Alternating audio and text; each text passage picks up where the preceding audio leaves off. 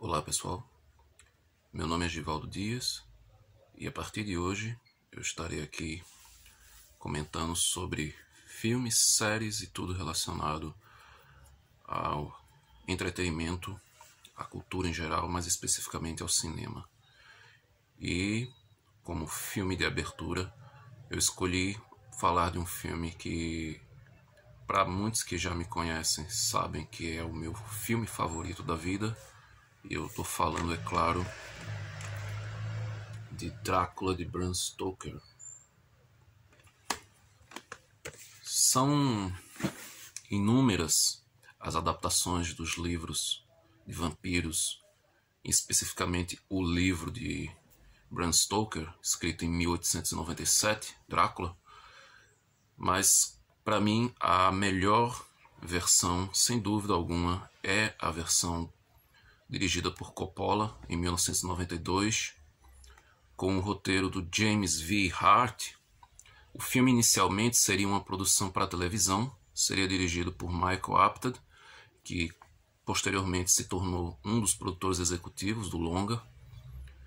E o filme é considerado por muitos como a obra mais fiel ao livro.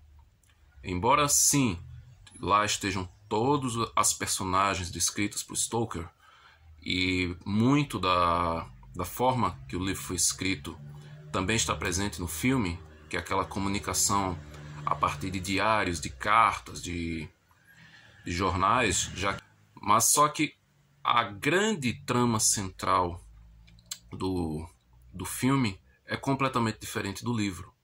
Então, e só por esse ponto já não é assim o filme mais fiel ao livro, embora tenha esse quesito que eu acabei de mencionar a respeito das personagens. Todas as personagens, repito, estão no filme.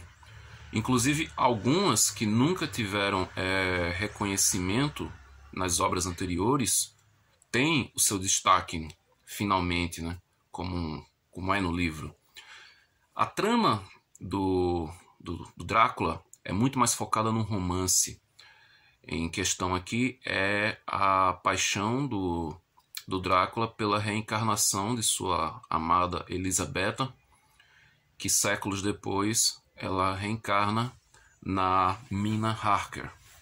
No caso, na Wilhelmina Murray ainda, já que ela era apenas a noiva do Jonathan Harker. Então, essa trama central ela é muito mais trazida do filme de 1973 estrelado por Jack Palance, Drácula, do que propriamente o livro. No livro, o personagem do Drácula ele é descrito realmente como um monstro. Ele não tem compaixão, ele não se apaixona por ninguém, ele simplesmente só procura se alimentar e tocar o terror. É pura e simplesmente isso. Então, por que esse fascínio tanto que a história do filme consegue nos passar? A natureza do Drácula nesse filme ele tem muito mais de suas características humanas, que no livro ele perde completamente. A começar pelo o espetacular prólogo, né, que não existe no livro, mostrando a origem do vampiro, do Drácula, que foi escrita justamente em parceria com um pesquisador. O James Hart ele procurou um especialista na história do Vlad o Empalador, e aí ele conseguiu fazer essa introdução, nos apresentando o Vlad na época como um cavaleiro da igreja que após perder a esposa, que cometeu suicídio, né, acreditando que ele tivesse sido morto na batalha. E aí ele renega a Cristo, diz que vai se vingar, que vai voltar com todos os poderes das trevas para vingar a morte da esposa. E é nesse momento em que ele crava a espada na cruz dentro da igreja e jorra literalmente, ele recebe um banho de sangue e ali nasce A Maldição do Vampiro, uma cena assim espetacular, é uma das melhores introduções de personagens assim, da história do cinema, que inclusive tem uma curiosidade na cena do que o Gary Oldman, depois que ele bebe o sangue e ele dá um grito assim muito alto. Aquele grito ele foi dublado pelo vocalista da banda The Cramps, que era o Lux Interior. Então, o Drácula de Bram Stoker ele estreou nos Estados Unidos no dia 13 de novembro de 92. Teve alguns atrasos. Aqui no Brasil também ocorreu uma mudança de data. O filme estreou no Brasil no dia 25 de dezembro de 92, quando na verdade estava programado para janeiro, e tiveram assim que mudar muita coisa na programação, especialmente as revistas na época. A revista que mais assim sofreu com a mudança da data foi a revista 7, mas em compensação ela entregou uma edição em janeiro, uma edição primorosa, né, com não apenas uma matéria bastante extensa a respeito do filme, como também um dossiê sobre várias produções relacionadas ao tema do vampirismo e de outras produções de adaptações da obra do Bram Stoker. Então é um filme assim, espetacular, é um filme incrível. Talvez o único ponto negativo seja a falta de interpretação do Keanu Reeves, né? Ele mesmo admite que não estava nem se esforçando assim para tentar entregar um mínimo de interpretação possível. Porém, ele estava na época fazendo um projeto atrás do outro, e isso acabou deixando ele muito cansado. Quando ele foi fazer o Drácula, eu acho que, se eu não estou enganado, era o último filme de uma longa agenda de projetos que ele estava contracenando. Então isso foi um dos fatores que levou a essa péssima entrega do ator. Ele mesmo ele se arrepende muito do trabalho. Ele disse que se fosse hoje ele teria se esforçado mais, tal. Mas assim, é algo que em absoluto não estraga a experiência de você conferir essa obra-prima. Drácula de Bram Stoker, como eu falei, ele inicialmente seria um projeto para televisão, só que as coisas mudaram quando a Winona Ryder recebeu o roteiro e, segundo a própria, ela viu ali naquela história não apenas um filme de horror, não apenas uma história de vampiro como tantas outras já haviam sido feitas. Ela, nas palavras dela, ela estava diante de um roteiro de uma ópera. E isso faz muito sentido, já que o filme ele realmente tem um quê de teatral. Ele tem realmente uma alma de ópera. A mesma opinião caiu sobre o Francis Ford Coppola quando ele recebeu o roteiro das mãos da Winona Ryder, né, que desde o Poderoso Chefão 3 eles estavam assim meio que afastados, porque a Winona seria a intérprete da personagem da Sofia Coppola no filme, e nós sabemos o que aconteceu, né, com a personagem no filme, sabemos o grande problema que rendeu isso. Mas ela desde então ela procurava uma oportunidade para trabalhar novamente com o diretor, né, conseguir filmar de fato, já que em O Poderoso Chefão 3 ela não fez o filme. E para ela o Drácula de Bram Stoker era a oportunidade perfeita. Então ela apresentou o roteiro ao Francis Ford Coppola, que leu, adorou o projeto e decidiu tomar para ele a direção, já que, como eu tinha falado anteriormente, a direção do filme seria do Michael Apted, que se tornou um dos produtores executivos da obra. Então é um filme assim, visualmente espetacular, tem um trabalho de som magnífico.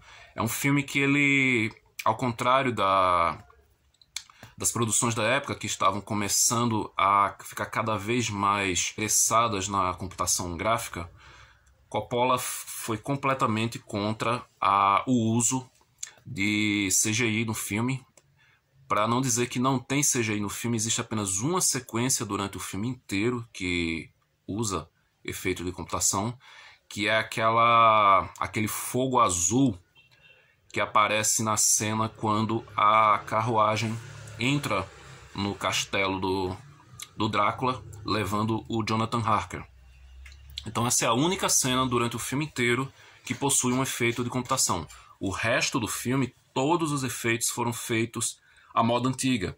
Foram truques de mágica, truques envolvendo espelhos. As câmeras utilizadas no filme, elas também ajudaram a criar essas trucagens. São câmeras do início do século, câmeras do início do cinema, pois Coppola ele não apenas filma uma história romântica de vampiros, mas também ele presta homenagens ao cinema. Durante o filme é possível ver várias referências. A gente vê, por exemplo, a chegada do cinematógrafo, os primeiros filmes sendo exibidos, quando Drácula leva aliás, quando a mina leva o Drácula para ver uma exibição, está passando o filme dos irmãos Lumière, A Chegada do Trem.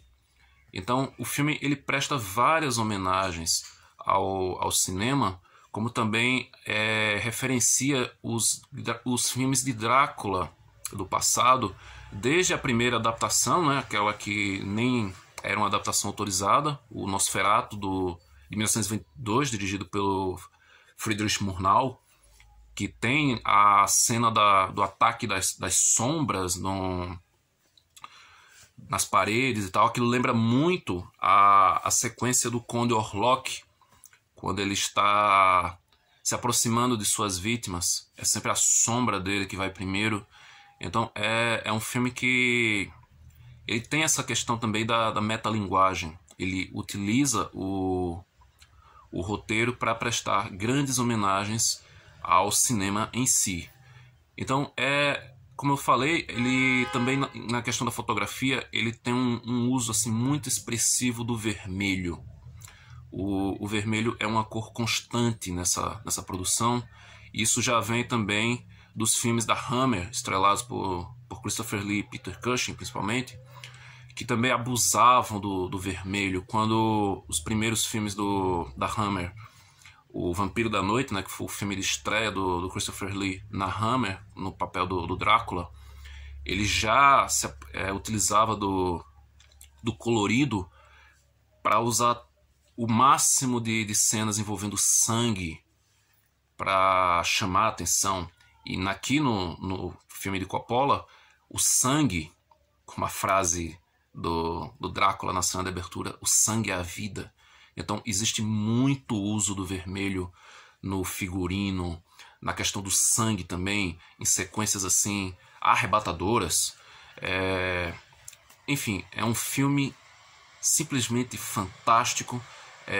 A trilha sonora também é um outro ponto positivo, assim, inesquecível. A trilha do polonês Wojciech Kilar, que ele compôs assim, temas ao mesmo tempo extremamente românticos, mas com tons sombrios muito bem colocados. E o filme encerra com a canção da Annie Lennox, Love Song for a Vampire, que, na minha opinião, encerra de uma forma perfeita. A canção ela traz todo o romantismo e toda a melancolia que o filme nos apresentou durante suas 2 horas de duração. E é um filme para quem é apaixonado não apenas pela temática do vampirismo, mas é um filme para quem é apaixonado por cinema. Drácula de Bram Stoker, eu poderia ficar falando aqui por horas e horas e horas e não seria o suficiente para demonstrar todo o meu amor que eu tenho por esse filme. É o meu filme favorito e é isso. Então, se você gostou desse vídeo, se você gostou do conteúdo, deixa aí o seu like, compartilhe o vídeo. E próxima semana, possivelmente, estarei aqui novamente comentando mais algum filme ou uma série ou revistas, enfim. vai depender muito assim da minha ideia. Espero que vocês tenham gostado desse vídeo de estreia do canal, e até a próxima.